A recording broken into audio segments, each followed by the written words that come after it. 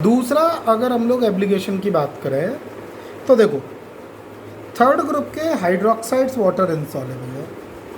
Third group में हमने वो रखे जिनके हाइड्रोक्साइड वाटर इंसॉल्युबल है। अच्छा, फोर्थ ग्रुप के भी हाइड्रोक्साइड्स वाटर इंसॉल्युबल है भाई, जिंक हाइड्रोक्साइड प्रेसिपिटेट बनाता है जिलेटिनस वाइट। तो थर्ड का भी हाइड्रोक्साइड इंसॉल्युबल और फोर्थ का भी हाइड्रोक्साइड इंसॉल्युबल। और फिर से इन दोनों में डिस्क्रिमिनेशन कैसे किया? फोर्थ ग्रुप में हमने वो रखे जिनको ज़्यादा OH चाहिए, जिनको ढेर सारा NaOH चाहिए, OH नेगेटिव चाहिए हाइड्रोक्साइड के फॉर्म में प्रेसिपिटेट करने के लिए। पर थर्ड ग्रुप में वो रखे जिनको कम OH चाहिए। तो अगर आपको केवल थर्ड ग्रुप प्रेसिपिटेट कराना है, फोर्थ ग्रुप नहीं कराना, तो आप NH4Cl की प्रेजेंस में NH4OH डालोगे, जिससे क्या होगा बच्चों? कॉमन आयन इफेक्ट से अमोनियम क्लोराइड में अमोनियम आयन है, अमोनियम हाइड्रोक्साइड में भी अमोनियम आयन है, तो कॉमन आयन लग रहा है। तो अमोनियम क्लोराइड की प्रेजेंस में अमोनियम हाइड्रोक्साइड का DOD कम हो जाएगा और केवल उतना OH मिलेगा कि थर्ड ग्रुप प्रेसिपिटेट कर पाए, फोर्थ ग्रुप ना कर पाए। क्लियर? तो देखो, अब मैं एक बार जो है रिवाइज करा देता हूँ एप्लीकेशन को। तो एप्लीकेशन क्या था कि सेकेंड ग्रुप और फोर्थ ग्रुप दोनों के सल्फाइड्स, सेकेंड ग्रुप और फोर्थ ग्रुप दोनों के सल्फाइड्स वाटर इंसॉल्युबल है, परंतु फोर्थ ग्रुप को ज़्यादा सल्फाइड चाहिए सेकंड ग्रुप के रिस्पेक्ट में।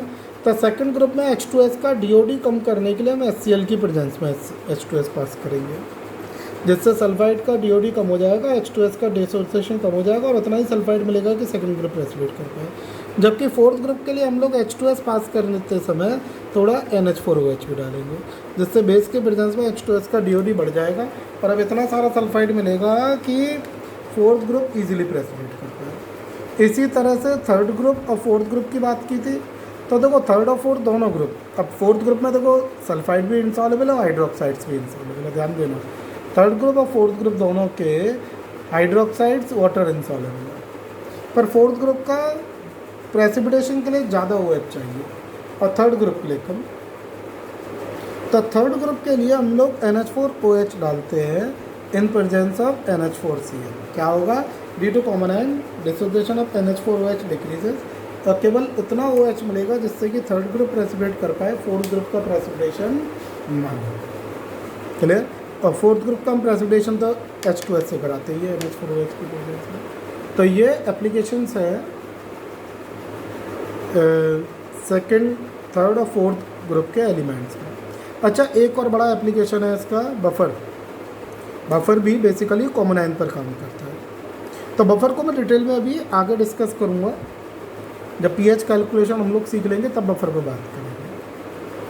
तो नेक्स्ट टॉपिक हम लोग शुरू करते हैं, कैलकुलेशन ऑफ pH। तो pH क्या होता है? What is pH? सब लोगों ने 9th क्लास से पढ़ा है।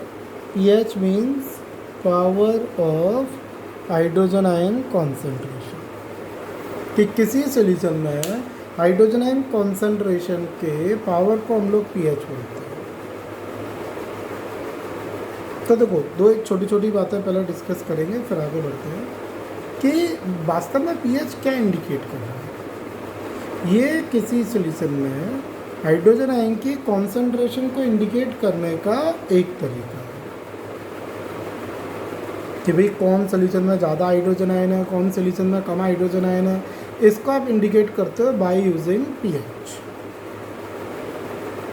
और pH का जो फॉर्मूला है, सोरेनसन नाम के एक साइंटिस्ट थे, उन्होंने दिया था pH बराबर -log H आयन कॉन्सेंट्रेशन।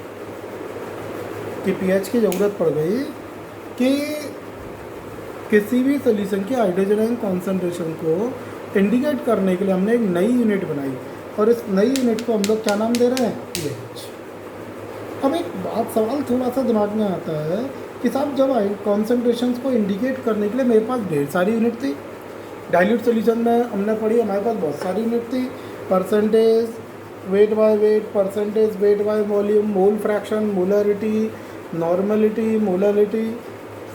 तो एक नई यूनिट की ज़रूरत क्यों पड़ती? तो देखो, उसका रीज़न है। देखो, पीछे हमने जितनी कॉन्सेंट्रेशन की यूनिट पढ़ी थी, कई सारी क्यों पढ़ी थी? कि जहाँ कॉन्सेंट्रेशन बहुत कम है वहाँ पर आप ppm लगा सकते हो, पार्ट्स पर मिलियन। वेट बाय वेट लगा सकते हो, जहाँ थोड़ी बढ़ गई वहाँ मोलरिटी लगा सकते हो। यानी कि सोल्यूशन डाइल्यूट है या कॉन्सेंट्रेटेड है उसके अकॉर्डिंगली मैं अलग अलग यूनिट यूज़ कर सकता हूँ कॉन्सेंट्रेशन के लिए। मीन्स कोई एक ही यूनिट कॉन्सेंट्रेशन की हर बार यूज़ कर पाना इतना आसान नहीं है। जैसे मोलरिटी को लो, मोलरिटी किसी की तुमने लिख दी 10⁻⁵ मोलर और दूसरी तरफ लिख ली 1 मोलर। अब देखो थोड़ा सा डिस्क्रिमिनेशन है कि नहीं, तो भाई कोई यूनिट 10⁻⁵ मोलर उसकी न्यूमेरिकल वैल्यू आ रही है। अब न्यूमेरिकल वैल्यू मेरी इतनी छोटी है तो यूनिट बहुत बड़ी होगी कि नहीं होगी। यानी कि ये जैसे मेरे पास एक मार्कर है मेरे हाथ में, अगर मैं पूछूं इसकी लेंथ कितने किलोमीटर है तो मैं गलत नहीं पूछ रहा, परंतु अगर इसकी लेंथ 10 सेंटीमीटर है तो आप कहोगे 10/100 मीटर इंटू 1000 किलोमीटर। क्लियर? यानी कि आपका जो आंसर आएगा वो 10⁻⁴ किलोमीटर के टर्म्स में आना चाहिए। अब न्यूमेरिकली तो हम सही है, परंतु एक्सपेरिमेंटली बात समझ में नहीं आ रही है कि भाई इसकी लेंथ को किलोमीटर में कैसे लिखें। बिल्कुल उसी तरह से जब आप कोई सोल्यूशन को 10⁻⁵ मोलर लिख रहे हो तो वो कॉन्सेंट्रेशन यूनिट इस कॉन्सेंट्रेशन पर फिट नहीं बैठती। तो यानी कि अगर मेरे पास एक डाइल्यूट सोल्यूशन है, एक कॉन्सेंट्रेटेड सोल्यूशन है, तो उन सभी सोल्यूशन को एक ही यूनिट से जब आप एक्सप्लेन करने जाते हो तो यूनिट वेरी कर जाती है। तो उसके लिए सोरेनसन ने एक रास्ता निकाला कि आप अगर कॉन्सेंट्रेशन से पहले माइनस लॉग लगा दो तो ये जो डिफरेंस है ना वो कम हो जाएगा। जैसे 10⁻⁵ मोलर था और इससे पहले मैंने माइनस लॉग लगा दिया तो कितना आ गया 5। क्लियर? 10⁻⁻1 मोलर है मान लो और उससे पहले मैंने माइनस लॉग लगा दिया, कितना आ गया 1। तब इन दोनों में फ़र्क कितने का रह गया? केवल 4 का। क्लियर है? अब ऐसा फ़र्क कितने का दिख रहा है मुझे? 10,000 का। तो ध्यान रखने वाली बात जो pH के बारे में मैं बताने जा रहा हूँ कि pH is the unit to calculate concentration of hydrogen ion in a solution. और ये डाइल्यूट से लेके कॉन्सेंट्रेटेड तक सभी तरह के सॉल्यूशंस की हाइड्रोजन आयन कॉन्सेंट्रेशन को ईजिली एक्सप्लेन कर सकते हैं। So this is the requirement of